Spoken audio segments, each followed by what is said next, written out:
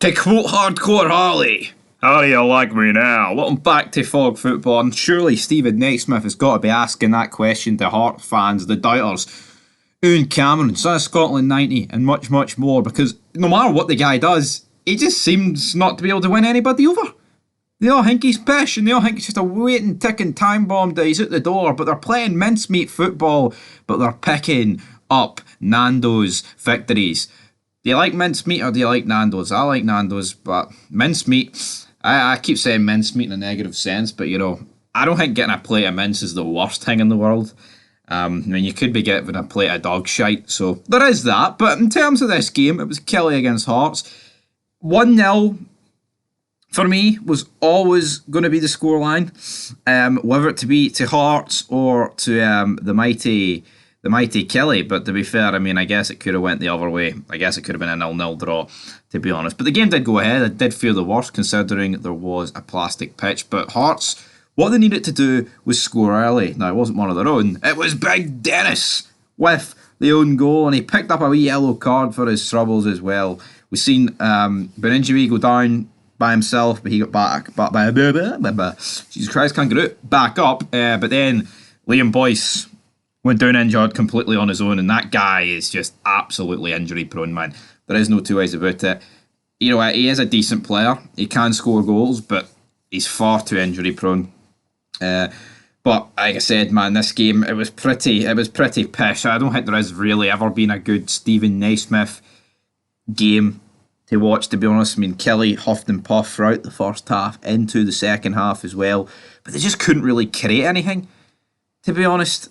They couldn't.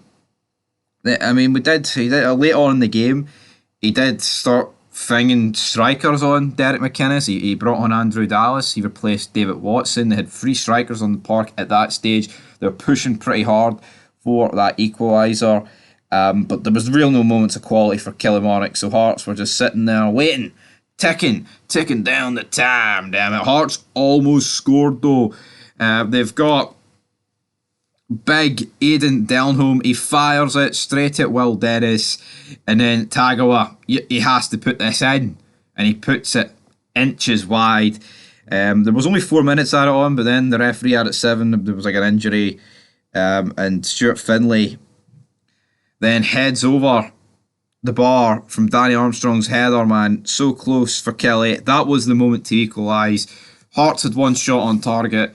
I mean, I guess it was an own goal, so that's kind of irrelevant. But both teams, I mean, there was a combined total of 26 shots in the game, with only 3 shots on target. That's really poor. Kelly had 7 corners, Hearts had 3. Hearts just are not, they do not play good football. They do not. It really is that simple, man. The football they play is bogging. I'm not going to beat around the bush for that. That is absolutely mince. there is no question it like it is absolute pish. But they did manage to see it out.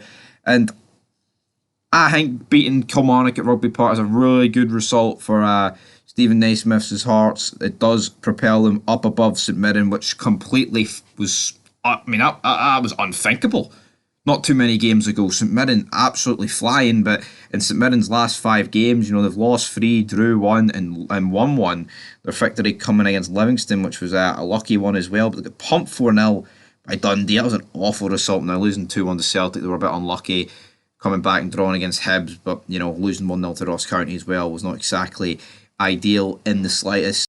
But that's where we're going to leave this video, guys. Hearts have managed to pick up all 3 points, and they're into the top 3. I mean, if Stephen Naismith gets them top 3 this season in European football for next season, I think all will be well in Edinburgh. But anyway, guys, leave your thoughts down below, and peace.